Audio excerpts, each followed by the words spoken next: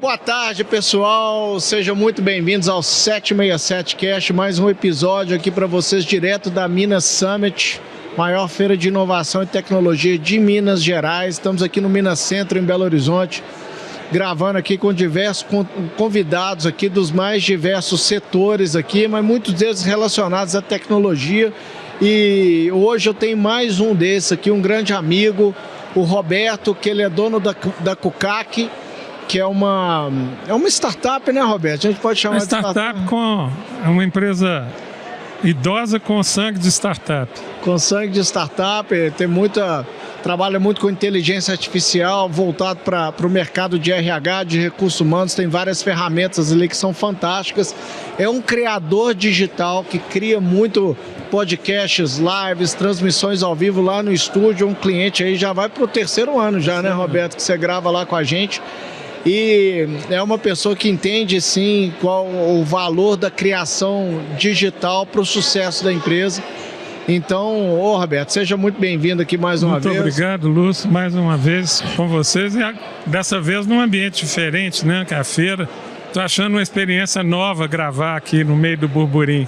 É bacana, a gente estava até falando antes de começar o episódio, você me perguntou, não faz barulho não, isso tudo mais. Eu falei, não faz, e é legal ter o barulho, Ter o barulho, né? A gente tem ali, parece que você está no estádio de futebol com o barulho da torcida atrás. Muito legal, uma experiência, mais uma experiência nova. Você já viu que na Globo o pessoal faz as transmissões de esporte, coloca um microfone para escutar a torcida. Para escutar a torcida, né? Aqui não precisa nem pôr o microfone, já escuta a torcida. Já tá aqui, o pessoal já está nos stands aí, super legal e tudo mais.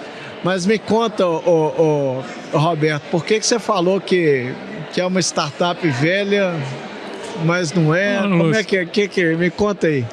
Ô, Lúcio, tem um episódio interessante na minha vida. Em 1983, quando eu estava formando em engenharia, havia um instituto chamado SEAG. SEAG, pouca gente sabe disso, são os órgãos que precederam o SEBRAE.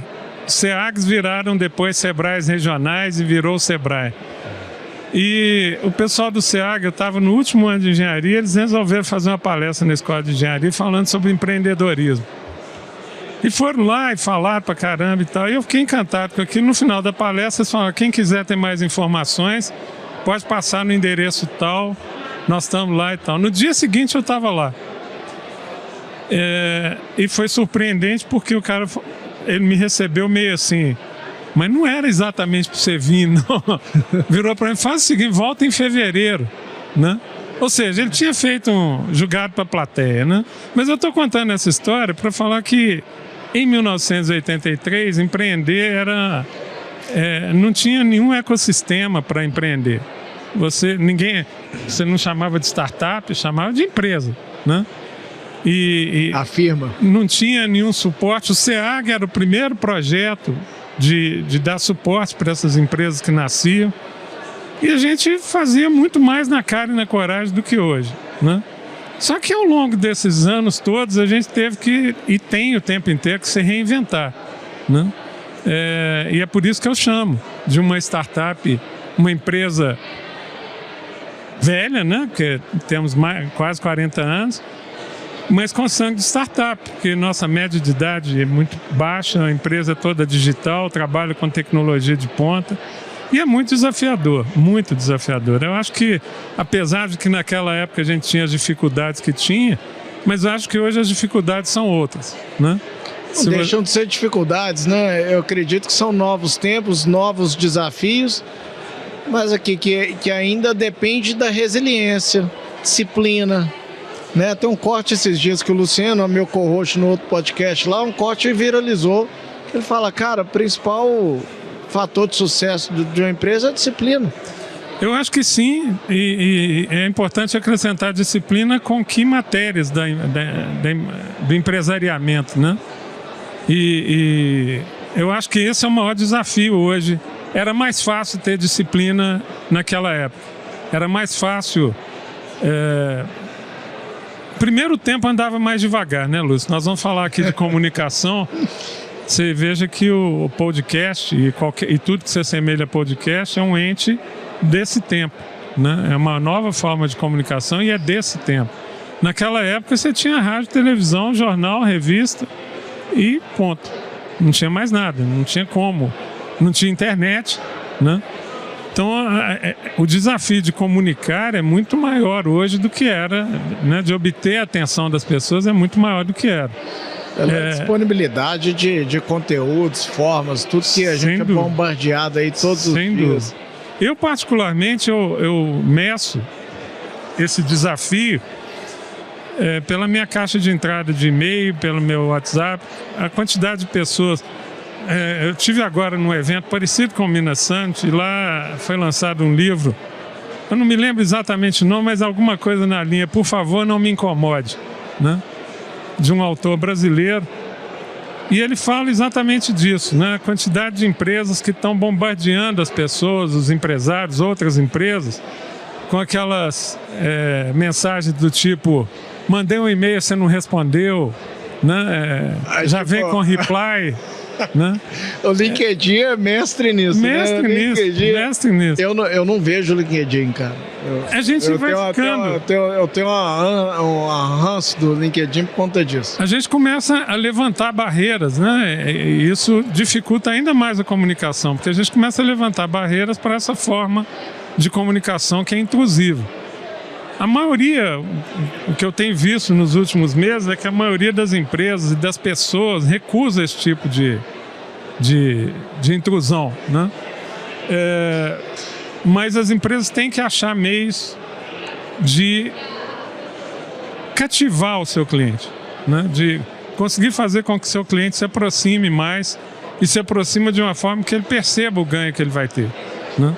Se isso não for feito, certamente muitos problemas vão acontecer, as empresas vão ter cada vez mais dificuldade de falar, porque tem cada vez mais empresas.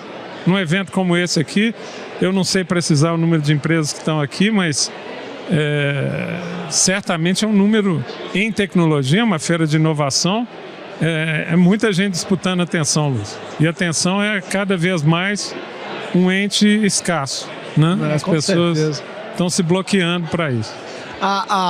Eu fico pensando, você é uma empresa, a Cucac, né? Que é uma empresa aí, quantos colaboradores hoje? Tem cerca de 40. 40 colaboradores em uma empresa de tecnologia, é um número expressivo, né? A gente tem programadores, diversos setores que tem ali dentro da empresa. A empresa de tecnologia, muitas vezes, ela é muito atrelada à inovação. Todo mundo fala inovação, é inovação tecnológica. Mas eu tenho certeza que essa é uma crença falsa, né? Que a inovação, ela está no seu dia a dia, no que você faz, na forma que você comunica, na forma que você entrega ali o dia a dia do que você se propõe. Eu acho que empresas têm espírito inovador. Tem que ter, né? E esse espírito permeia tudo que ela faz. Seja pagar uma conta, permeia tudo que ela faz. Eu sempre tive um princípio, e isso inclui, às vezes não, eu tenho certeza que a gente é hoje um pouco maior em termos de equipe do que é uma coisa que me preocupa, que a gente precisa regular isso melhor. Mas na hora que você você pensa em qualquer processo da sua empresa, qualquer um, não importa se é de recebimento, pagamento, se é de produção, não importa, tá?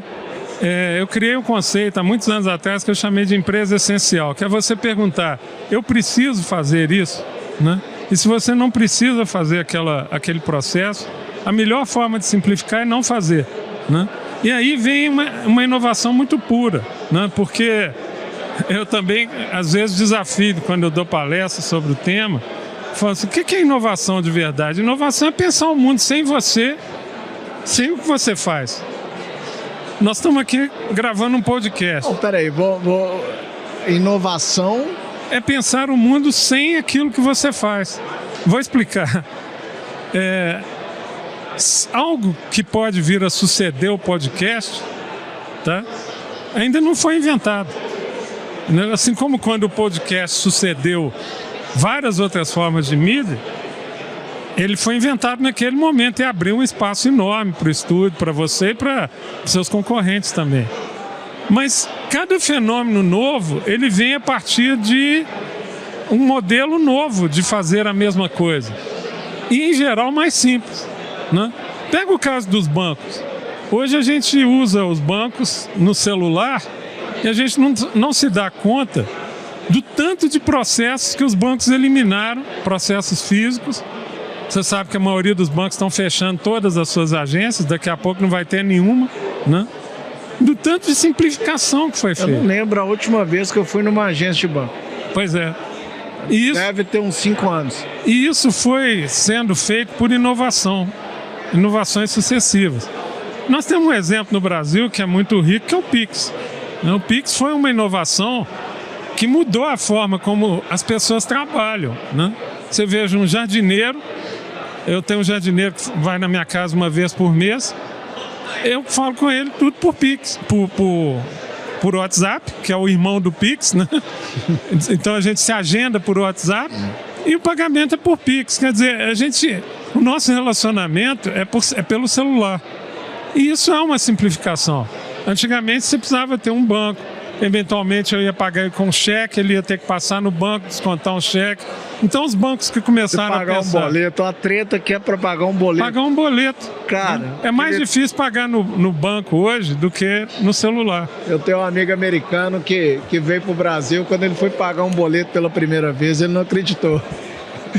Eu falei, cara, tem que colocar aquele tanto de número, tem que contar quantos zeros tem, que na época não tinha leitor de código de barra, né? Você tinha que pôr tudo na mão. Aí você colocava, fazia o pagamento, e lá nos Estados Unidos ele tem, às vezes, uma inovação que era algo simples, que era o cheque. Sim. Você coloca o cheque lá, coloca no correio e enviava, que no Brasil é impensável. Impensável no Brasil. Ficar enviando cheque por correio, pelo né? correio. Um risco muito alto, aquilo ser extraviado e tudo mais. Mas lá era uma solução simples que funcionava. E o Pix foi algo que é relativamente simples, que o governo abraçou e funcionou. E todo dia estão aparecendo inovações desse tipo. Então, assim, é nesse sentido que eu falo. Se você quer... Há uma coisa que é melhorar processo, é uma coisa. Agora, inovar de verdade é quando você faz quebras de paradigma, quebras violentas de paradigma. Né? Por exemplo, sair do carro a gasolina para o carro elétrico, em que pese que esse é um terreno pantanoso pra caramba, porque envolve infraestrutura, mas é uma quebra de paradigma importante. Eu te dou um exemplo claro de quebra de paradigma relacionado a isso, que é o próprio Uber. O Uber, você pensa bem, é um meio de transporte tecnicamente ilegal. Juridicamente ilegal, que bateu de frente com o sistema e o sistema foi obrigado a aceitar. Exatamente. Engoliu o goela abaixo, cara, e não quero saber. Mas eu tenho um exemplo até melhor para você, porque eu vivi esse exemplo. Eu estava em 2017 ou 2018 nos Estados Unidos, num evento, que era um evento patrocinado pela IBM Mundial, e naquele evento estava se falando demais e houve inclusive demonstrações das consultas virtuais, consulta médica virtual. Sim. Né? Eu estava com um profissional, um diretor de uma empresa de saúde aqui do Brasil. Ele estava do meu lado, exatamente naquela palestra. E eles demonstraram como era feito o atendimento. Quando terminou o atendimento, eu bati na perna dele e falei, e aí, quando é que isso vai acontecer lá na empresa tal? Ele virou para mim e falou assim, não se preocupe, isso nunca vai acontecer no Brasil. Aí veio o quê? A pandemia. Tudo que era impossível fazer passou a ser possível de ser feito na pandemia. Uma delas, a consulta virtual. Né? Não tinha outro jeito. Né? Claro que as consultas físicas continuaram, mas foi ali que as consultas virtuais foram regulamentadas rapidamente. Hoje, eu vi números da Unimed Belo Horizonte, ela bateu números expressivos de atendimentos virtuais. A quantidade de gente que vai ao médico virtualmente hoje, especialmente na primeira consulta, uma consulta de emergência, é muito grande. Isso foi uma quebra de paradigma. Não dá para voltar atrás, não dá para fazer o tempo voltar e falar, agora temos que ir para os consultórios, né? A própria realização de reuniões. Qual reunião que você vai hoje que você não se pergunta se ela não podia ser virtual? Hoje já é a primeira opção, já é o virtual. Antes a gente tinha aquele cultivo de não ter que ir conversar, tomar um café, aquilo lá, cara. É claro que é muito bom. Eu não sou contra isso, não. É muito bom. Mas... A que custo? A que custo, exatamente. A gente que trabalha muito com franquia, com formatação de franquia, inclusive o estúdio 767, ele começou lá atrás, era o estúdio FTS, que era um nome horrível, que não dá para falar direito no microfone, né? Que vem de Franchise Training Systems, que eu via lá atrás, durante as formatações de franquia que a gente fazia, que um grande problema que franqueadoras elas tinham de insucesso era que muitas vezes elas conseguiam fazer o que faziam, mas a empresa não conseguia ensinar um terceiro a fazer o que fazia. E quando conseguia fazer esse treinamento é muito custoso. Muito custoso. E tive uma barreira, a gente está falando de 2016. As empresas ainda eram tradicionalistas, tem que trazer todo mundo do Brasil inteiro para vir aqui treinar, sentar na mesma sala de aula, tinha estrutura de sala de aula, aquilo ali, aí você cria um gasto muito alto, mas aí você vê, a pandemia forçou todo mundo a fazer videocall. Aí virou natural. A mudança paradigmática ela é interessante porque, dou um outro exemplo com a própria Unimed. Minha esposa é médica da Unimed. Os encontros de médicos eram todos presenciais. Nós estamos falando de um local que precisa reunir 500 pessoas? Não, muito mais. A Unimed tem 6 mil médicos cooperados. Claro que não vão todos, mas vamos pôr que vai a metade. Você está falando de 3 mil pessoas. Pega um ginásio. É Minas Centro. Houve uma época que era no Minas Centro. E depois passou ali para o ginásio, aquele ginásio do Marista, né? Só que aí veio a pandemia. E aí o que eles descobriram? Que era muito mais fácil fazer remoto. A mudança de paradigma foi essa. Não é que era uma opção fazer remoto, é que era mais fácil. Era mais fácil para o médico, que muitas vezes não podia se deslocar a tempo do consultório. Era mais fácil para todo mundo. Então a gente está vivendo no mundo. Eu tenho para mim, você deu o exemplo do Uber. O Uber foi em si uma simplificação. Porque a grande dificuldade que a gente tinha era de conseguir o táxi, né? Então, qual que foi a simplificação? Em vez de eu ir até o táxi vem até mim. Ah, não, você já tinha centrais de rádio. Não era a mesma coisa. Não, muito diferente. Era muito diferente a experiência do usuário, do cliente, né? Ele era posto numa fila, né?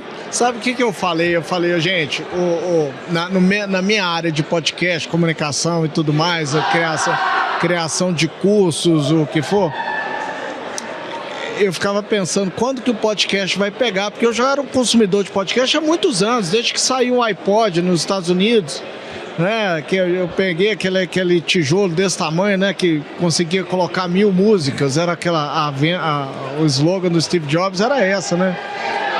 Aí era um negócio impensável, que no toca MP3 você colocava 20 músicas, 30 e tudo mais. E ali tinha um pontinho lá, falava podcast. Eu falava, o que é isso, né? Eu colocava lá e aí que eu vi que era nada mais. Mas você sabe qual que foi a grande disruptura do podcast, na minha opinião? Qual? Isso que eu ia te falar, o que eu acho que foi. Então vamos lá, fala você primeiro. Eu vi a facilidade de você ter dados em um dispositivo móvel foi um facilitador muito grande.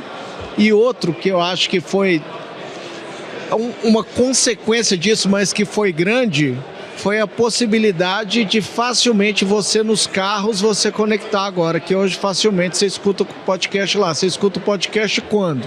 Quando você está indo para o trabalho, quando você está fazendo um exercício, né, que você está com isso aqui, então 30% está ali, 30% quando você está aqui fazendo um exercício, ou lavando uma louça, ou fazendo algo que é algo repetitivo. Você tem uma espécie de tempo paralelo, né? Você tem um tempo paralelo. Você está fazendo uma coisa e podendo escutar o podcast. E você sabia, Roberto, que a conexão que existe do podcast, ele só de áudio, ele é muito maior do que a conexão quando você está vendo um podcast no YouTube.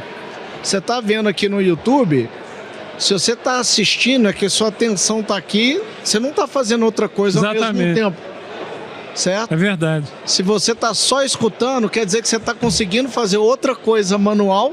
Sim. Sua atenção, a visão está em outro lugar. E então a conexão, quando você consegue a conexão só das ferramentas de áudio, ela é muito maior. Você escuta o cara no seu ouvido ali, você parece que ele é muito próximo de você. Mas eu vou somar meio paradoxal. Eu vou somar duas outras coisas que eu acho que o podcast quebrou de paradigma. A primeira coisa é que havia um império da televisão e do rádio sobre quem tinha algo a falar. Sim.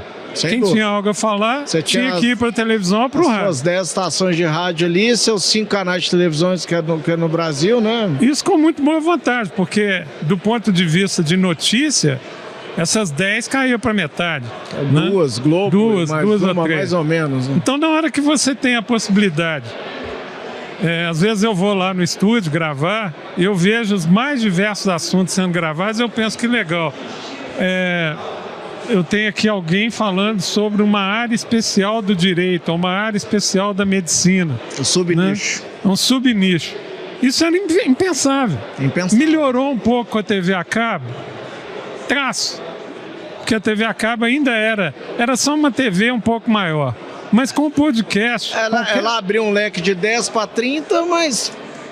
né? Muito pouco. Ainda era muito pouco. Mas com os podcasts... se tornou muito mais fácil que essas pessoas pudessem falar e eu sou assim hoje, eu quero escolher o que eu vou ouvir. Isso. Né? Então esse é o primeiro paradigma que eu acho que foi quebrado. Sim. E o segundo, eu acho que ele foi quebrado em dois momentos. Da qualidade pior e da qualidade igual ou melhor. Explico. Não sei se você se lembra, nas Copas do Mundo, só a Rede Globo conseguia sinal de satélite para transmitir local. Sim. Houve uma Copa, eu sempre me esqueço qual foi, eu acho que foi da África do Sul, em que a Rede Bandeirantes chutou o balde e falou assim, vou transmitir pela internet. Ainda era aquela internet que... Capenga. Mas para quem não tinha nada... já é alguma coisa. Né? Em terra de céu, quem tem olho é rei, né? Exatamente. O parâmetro que nós tínhamos era o padrão global da imagem. Quando aquilo aconteceu, começou, na minha opinião, e aí vários outros fatos iguais, muita gente começou a fazer transmissão pela internet, começou a se perceber que era tolerável a queda da qualidade em função do conteúdo. Olha, eu prefiro ter uma qualidade um pouco mais capenga, mas eu tenho acesso ao conteúdo. E aí vem a segunda quebra, que é quando a internet melhora. Né? Você veja, uma transmissão hoje feita num estúdio, ela não deve em qualidade, ela é de alta resolução. Ela é até superior. Então, primeiro a qualidade cai, depois a qualidade iguala. Né?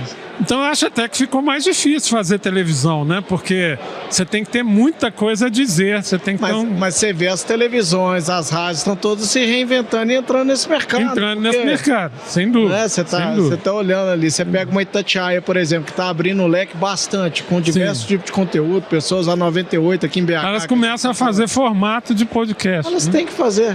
Não tem. Ela vai morrer. Fazendo corte e assim por diante. E muitas vezes a hora que ela resolve abraçar é tarde demais. Eu acho que essas mudanças foram muito legais e elas aconteceram num tempo curto. Você citou aí 2016 para cá, é mais ou menos isso mesmo. 2016, 2017 para cá. Nós estamos falando de menos de 10 anos. Houve uma mudança na mídia completa. Né?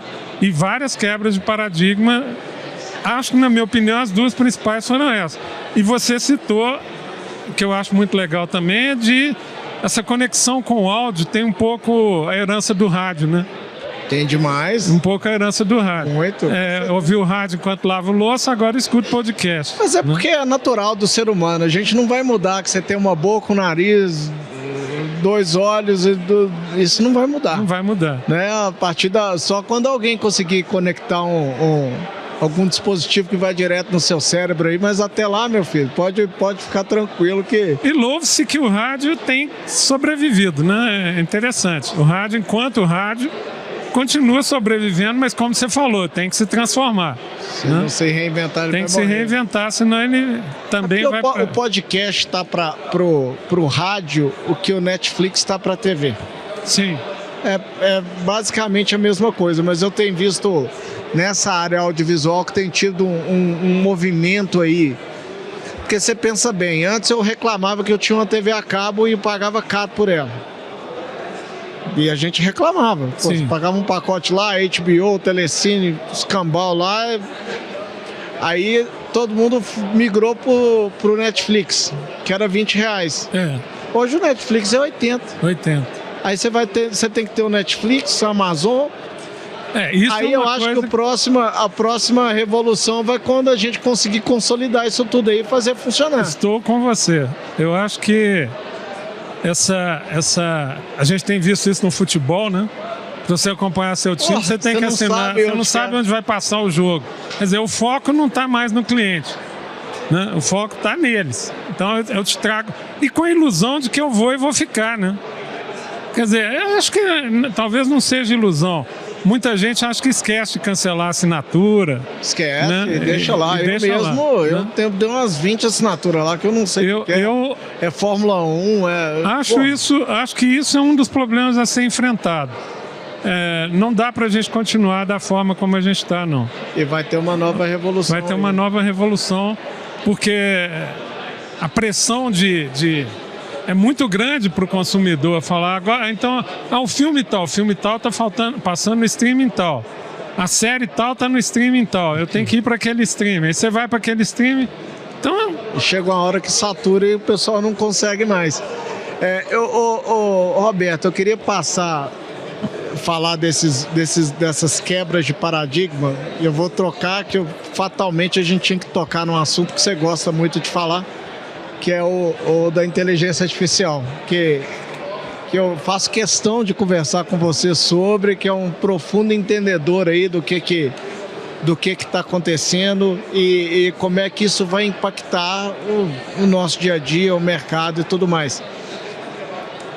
Hoje a gente está numa feira de startup, você vê muitas empresas começando aí, muitos jovens cheios de sonhos, do jeito que você era lá em 1983, com o sonho de fazer diferente e tudo mais, esses meninos aqui estão da mesma forma. É factível se pensar que hoje já não tem como você iniciar um negócio não estando incluso, não estando utilizando inteligência artificial no seu core do dia a dia?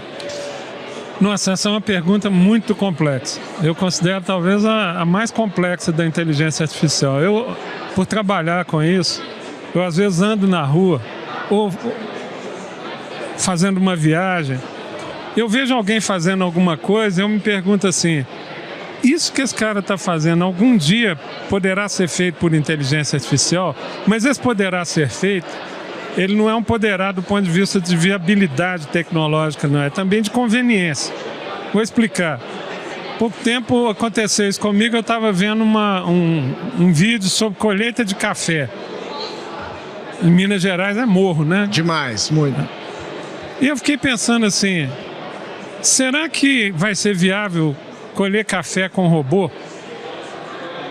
Aí você tem que pensar que, em várias questões, tá? Vamos às mais práticas. Bom, você tem que ter um robô. Para começar. Para começar já é. Para começar você tem que pensar se você vai precisar do café no futuro. Exatamente. Porque até quando eu vou colocar aqui, jogar um beam elétrico no seu cérebro para falar que você está tomando café e tem o mesmo prazer. Pronto. Né? Aí você fechou a questão, né? Então já... Mas vamos admitir que... Né, quando, talvez? Pelo bem do exemplo, vamos admitir que, tá bom, ainda tem café. Você tem que ter o robô, você tem que ter uma rede de manutenção para aquele robô, né? Então... E isso em lugares muito inacessíveis. Nós não estamos falando dos grandes centros. Então, a questão da inteligência artificial, ela ainda vai tropeçar na coisa mais, na minha opinião, na mais fundamental de todas. Entendi. E eu vou responder qual é, na minha opinião. Será que eu quero colher café com robô? Porque aquela comunidade vive ali, o sentido de existência daquela comunidade naquele local é que existe aquele trabalho para aquela comunidade naquele local. Que gera aquilo. Se eu me me propuser a substituir todas as tarefas humanas por tarefas de robôs, então nós temos sim um problema, né? Mas é isso que o Elon Musk falava, né? A gente vai ter que ter uma renda geral per capita aí no mundo, porque... Ok, mas renda para quê? Essa é a grande pergunta. Isso nos leva a uma cena, né, que é do Matrix 1, aquela cena no início do filme, né, quando o cara está na incubadora lá. É que se você fala assim, não, eu vou dar uma renda universal, mas renda para quê? Renda para que tipo de vida que nós vamos ter com essa renda? É só sobreviver? É só se alimentar? Né? Eu acho que isso é muito desafiador. E a pergunta que você me fez é: dá para imaginar que tem inteligência artificial em tudo? Dá para imaginar que tem inteligência artificial em tudo.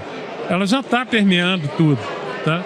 Mas mesmo você não querendo, ela vai fazer parte da sua vida, não tem jeito. Eu costumo dizer que a forma mais simples de você fazer a tecnologia da inteligência artificial avançar, vou te dar um exemplo disso, é você dizer que isso não pode ou que isso não é possível. Você sabe que começou a se usar as inteligências, né, o GPT e os seus irmãos para fazer terapia. As pessoas estão fazendo terapia conversando com o GPT. Eu tenho visto isso. Aí você chega e fala assim, isso não é possível, isso não é viável. Eu acho que no instante seguinte alguém começa a trabalhar seriamente para aquilo se tornar possível e viável. Entendeu? Se tem qualidade ou não, vamos voltar 2 anos no tempo? Nós estamos falando aqui... Estamos falando de 2 anos. Eu vou voltar só 2 anos. Só lembrando que a gente fez 5 anos de pandemia.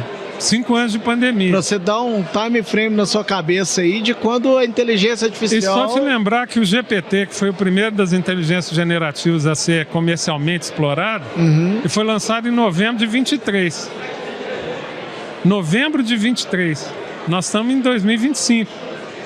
E lá no lançamento dele, a criação de imagem era um negócio atrapalhado, para dizer o mínimo. Tá? E ainda é. E ainda é. Mas compara uma com a outra.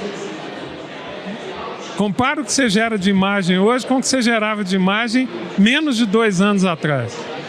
Né? E você viu esses vídeos que estão bombando aí da nova versão do Google? Sim, sim. Que viralizou aí da gordinha de maiô apresentadora? Você chegou a ver isso? Sim. Então... A qualidade ainda tem problemas? Ainda tem problemas. Mas a qualidade é muito superior ao que a gente tinha 2 anos atrás. Tá? E esse é o grande problema. Nós estamos falando de 2 anos. Apenas 2 anos. Não chega a 2 anos. Mas assim, igual, eu voltando aí à pergunta original, que a inteligência artificial ela vai fazer parte da sua vida, você queira ou não. Já faz, né? Já faz, você queira ou não. E onde você estiver aqui hoje, a tecnologia está chegando no vilarejozinho lá de 50 pessoas. Não, basta que uma pessoa use no o celular, interior do ela tá Afeganistão. Inteligência artificial. Exatamente. Mas aí eu volto a falar, o cara que está começando hoje, se ele não trouxer isso naturalmente para dentro da empresa, dentro do processo dele, ele já está muito atrás, ele não tem como... Ele está muito atrás, e vou te ser sincero que para as empresas de IA, nós somos uma empresa de IA, a gente está sofrendo porque começa a se tornar uma coisa que todo mundo faz. Ficou muito acessível para a maioria das pessoas. Entendeu? Ficou, com e quando certeza. Fica acessível demais, perde valor. Valor que eu falo comercial. Sem dúvida. Agora, pensando nesses meninos que estão aqui hoje, o desafio para eles para todos nós é muito grande, mas para eles é um desafio, eu acho que é um sufoco ainda maior, tá? Porque eles têm que pensar já nesse mundo. Eles não têm alternativa de pensar em outro mundo. Nós não temos como nós tínhamos. Eu costumo dizer, o tempo passava mais devagar. O tempo está passando muito rápido. É claro que o tempo não acelerou, mas a nossa percepção do tempo... A percepção, o que a gente acha, não é o que a gente, como Eu gostaria até, fica como sugestão para o ano que vem, se você estiver aqui na feira, você fazer uma sessão de podcast, convidar uns 3 deles aleatoriamente para falar sobre isso. Entendeu? Porque é muito desafiador. Pode ser esse ano ainda. Ainda faltam umas 4 horas de feira. Você pode chamar. Vamos fazer um podcast ali, falar sobre isso. Eu gostaria até de ouvir esse podcast para ouvir de sentimento. É claro que eu acho, assim, minha expectativa, eu acho que muitos vão ser ufanistas, né?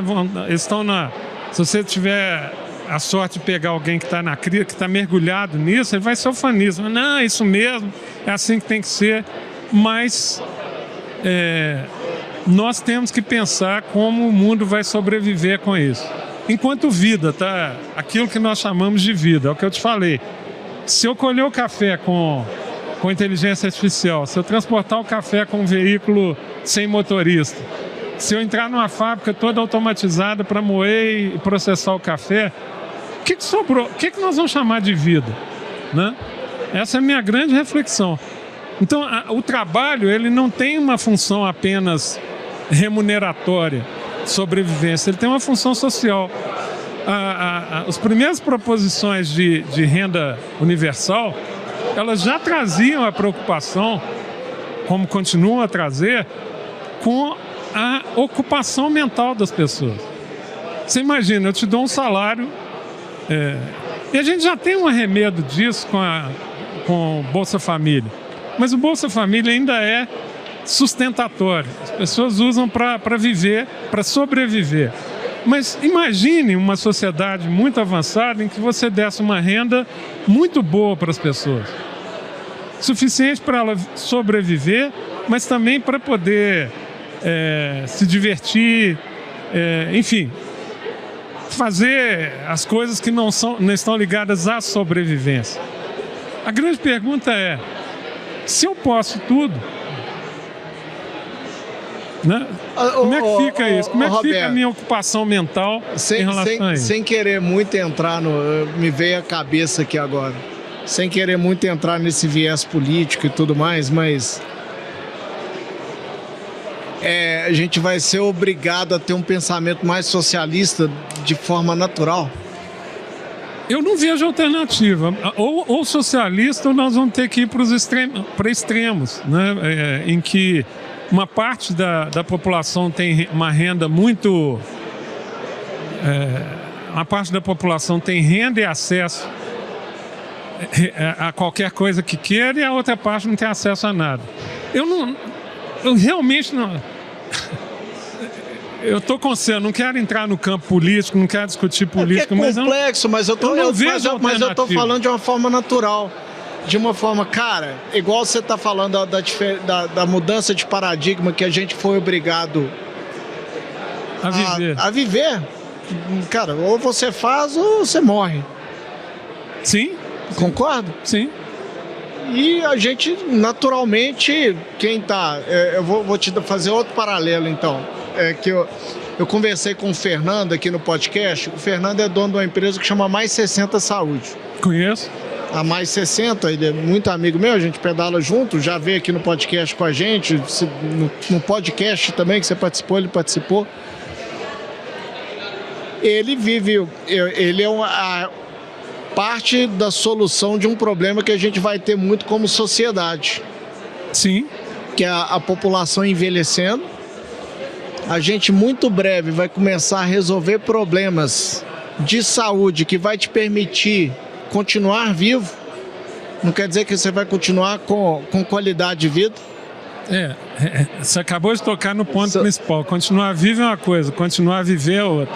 E a gente vem com uma sociedade que ela naturalmente, você vai ter menos filhos, você tem menos filhos, menos pessoas para cuidar de você. Certo? Então, a gente como sociedade vai entrar num paradigma também que ela tem que ser resolvido de alguma forma. Eu não vejo alternativa se nós não cuidarmos uns dos outros. Eu sempre falo isso. A gente falou isso muito. A gente já conversou com esse negócio de cuidado e tudo mais. É o cuidado. De pensar no próximo agora. Seja a comunidade, seja a nação cuidando, seja a gente cuidando, seja a família cuidando, enquanto ela existir, né? Se a gente não pensar no cuidado, não tem saída, não vejo saída, não tem porquê. Se tudo pudesse ser feito por inteligência artificial... Assim, eu particularmente, não é questão de se vai, é quando. Pois é, Lúcio, mas deixa eu te julgar um desafio. Porque quando no podcast. Mas se a gente existir como seres humanos, humanidade. A Google lançou... Para mim, a gente não dura 200 anos. Isso me assusta, mas eu não te truco, não. Aquele lançamento que você citou da Google, dias atrás a gente fez um teste. Você pode ir conversando com a inteligência e num dado momento você vira para ela e fala assim, você pede um roteiro de um podcast. Sim. Tá? Foi o que nós fizemos. Dá um roteiro para um podcast. Ela te dá. Ela te dá. Isso aí já é... Todo mundo faz, prático. Okay. Só que agora você pode falar assim, grava o podcast. Grava. Ainda não está perfeito não, mas está chegando. Grava. Especialmente na língua inglesa está bem interessante. Com quem que você quer gravar? A questão é... Ela já vai lá. Você quer gravar com Robert De Niro? A questão é... Nós vamos mergulhar cada vez mais no...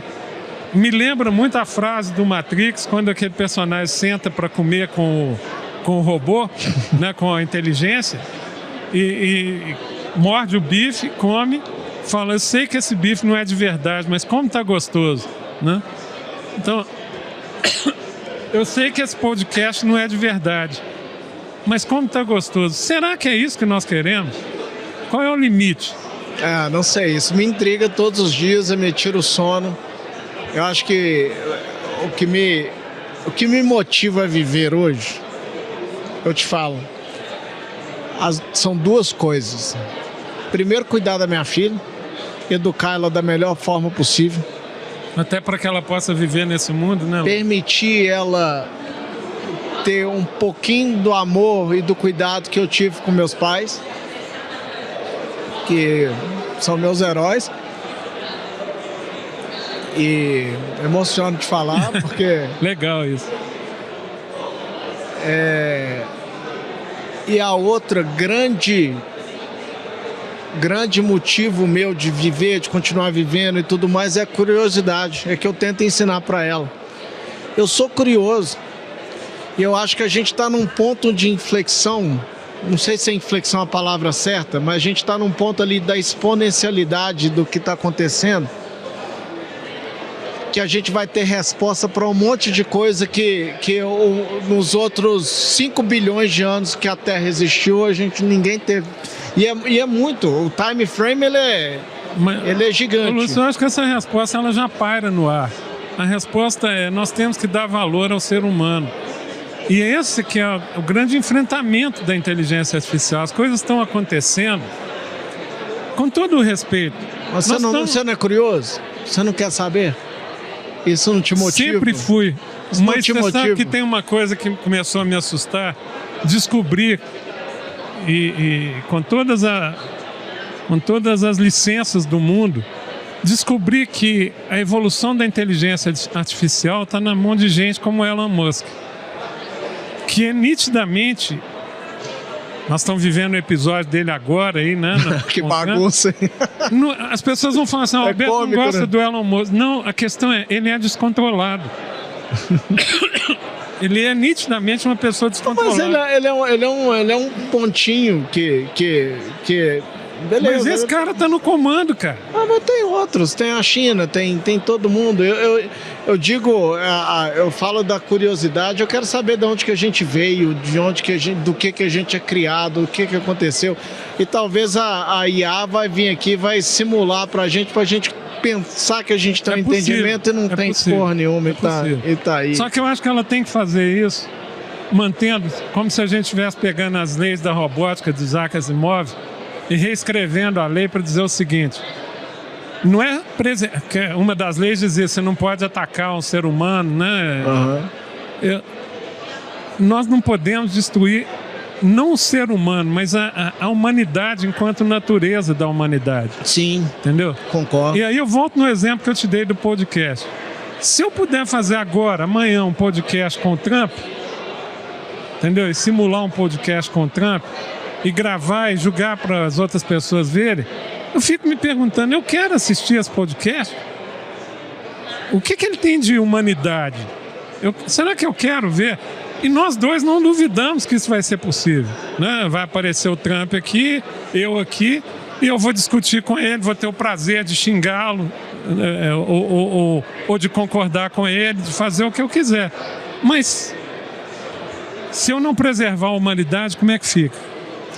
Assim, você já deve ter visto o filme Interestelar, né? Sim. E isso tudo que você está falando tá ali. Tá. Interestelar, para quem não assistiu, gente, é um filme maravilhoso. Maravilhoso. Que se você tem alguma humanidade dentro de você, você vai chorar no final. E é um filme sci-fi, né? Sci-fi, mas tá ali uma história de puro amor, de puro buscar essa essência. Nós ainda somos... da humanidade ali dentro, tá no senso de sobrevivência. A pergunta é... Você falou uma coisa aqui no podcast que eu acho que é perfeita. Você fala assim, as pessoas vão ficar mais tempo vivas. E aí eu completei. O que não quer dizer que elas vão viver. Uma coisa é estar vivo, outra coisa é viver. Exatamente. O que eu chamo de preservar a essência da humanidade é preservar esse viver.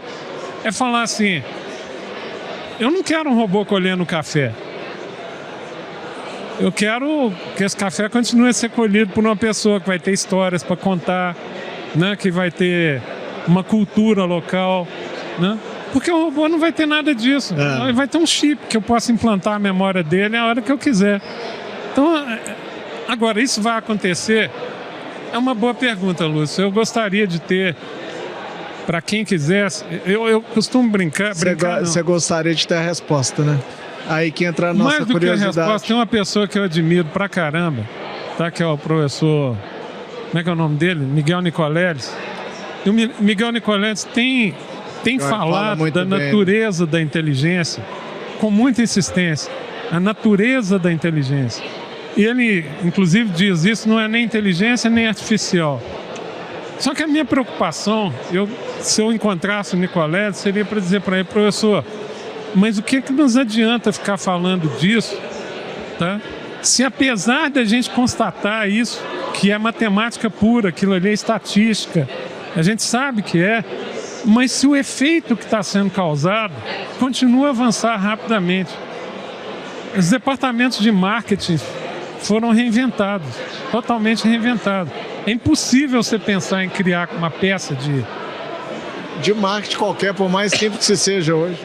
Se você for criar isso manualmente... Não tem como. Né? E aí às vezes eu paro para pensar e falo assim, eu consigo defender muito bem o robô não colher o café. Mas por que eu não consigo defender tão bem o robô não fazer uma peça de marketing? Parece que desse lado aqui é mais natural, é mais aceitável do que do lado de lá.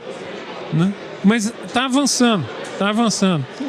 Cenas dos próximos capítulos aí a gente vai... Quem disser que tem a resposta, eu gostaria muito de ouvir. Ô Roberto, eu tô... aqui a gente está numa feira, muitas vezes a gente não consegue exaurir todos os temas do jeito que a gente quer, mas eu acho que eu quero, principalmente o 767 Cast aqui, que aí é meu mesmo, eu faço o que eu falo, não quero saber e tudo mais, não tem padrão. Você viu, você participou lá com o Luciano, com o Antônio, e vira aquela... aí tem uma pauta e tem tudo mais, mas aqui a gente fala o que quer, então eu quero te chamar de volta pra gente fazer o capítulo 2, o 3, o 4, o 5, o 10, que eu adoro muito conversar com você, você é uma pessoa muito esclarecida, que a gente consegue eu vou desenvolver as histórias aqui, tô bater papo, cara. Eu vou insistir na sugestão que eu te dei, se não nesse evento, num próximo. Porque enquanto a gente falava aqui, eu via as pessoas passando, jovens... Intrigadas, né? E você fica pensando o que está na cabeça deles. Exatamente. Depois que você falou, eu falei, o que está na cabeça desse menino nesse momento? Com certeza. O que ele pensa disso, dessa preocupação? Será que ele vai simplesmente tacar o foda-se? Fala, não estou nem um pouco preocupado com isso. Ou será que ele está mais preocupado do que a gente? A gente precisa ouvir isso. Ouvir e conversar com eles. Com certeza. E vamos levar lá no estúdio também, bater papo, falar mais, conversar, trocar ideia. Que eu acho que até o propósito desse podcast era o papel da comunicação que a gente tem como pessoas e eu ter o estúdio hoje como um facilitador disso. Sim. Que se uma pessoa escutar, refletir sobre esse conteúdo que a gente está fazendo e dar um passo para frente, cara, ser melhor com isso, eu já tô feliz, já tô satisfeito. Já cumprimos a nossa missão, né, Lu? Não tem um viés aqui de, vou me tornar o podcast maior do mundo e tudo mais, não. Eu quero conseguir trocar essa ideia, me crescer como pessoa, conseguir contribuir para a vida de quem vem depois de mim aí. Que nós ainda possamos por muito tempo fazer isso, Lúcio. Eu sou mais velho que você e eu aprendi há uns anos atrás. Essa é outra mensagem que eu vou deixar aqui para você. Se falar de seus pais te emocionou, isso me emociona um pouco. À medida que você vai envelhecendo, eu estou com 64 anos. Eu ouvi há muitos anos atrás um empresário. Eu estava fazendo uma palestra sobre inteligência artificial. Certo. E todos os empresários discutindo que tinha que usar, que não tinha que usar, que tinha, que não tinha, que tinha, que não... De repente um pede a palavra e fala assim: sabe o que o empresário brasileiro ainda não aprendeu a fazer? Aí os outros falam: não aprendeu que chega uma hora que tem que parar. Entendeu? Então isso é uma coisa que a gente tem que refletir também, né? As coisas passam. A gente tem que saber deixá-las envelhecer tanto quanto a gente envelhece, né? Talvez isso, a inteligência artificial, ela está de tal maneira já imiscuída, né? já penetrada na sociedade. Você fala você está falando num sentido até que ponto a gente põe um ponto final na história? É mais um ponto final numa história pessoal. Não, mas eu digo um ponto final na história nossa. Sim, exatamente. Aqui a gente começou o livro, a gente teve a introdução, construiu, finalizou, capítulo final, que se abram outros livros. Exatamente. Né? Esses meninos são os abridores, a palavra é horrorosa, né? Mas é isso que eles são, abridores de outros livros. Entendeu? O meu livro é longo. Meu livro tem quase 40 anos, ele é longo. Entendeu? Mas chega uma hora que você fala assim: cara, o conflito que eu vivo da reflexão humana sobre esse assunto com o conflito da tecnologia é de tal ordem que está na hora talvez de eu parar. Tá? Vamos falar mais, Roberto.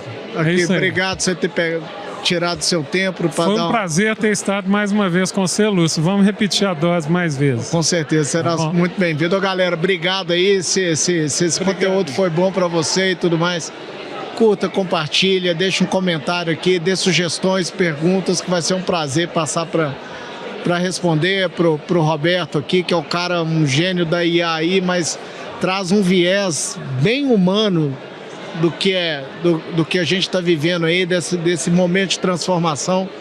Então, obrigado pela sua audiência aí e até a próxima. Um abraço e um beijo, até mais. Tchau. Valeu, gente.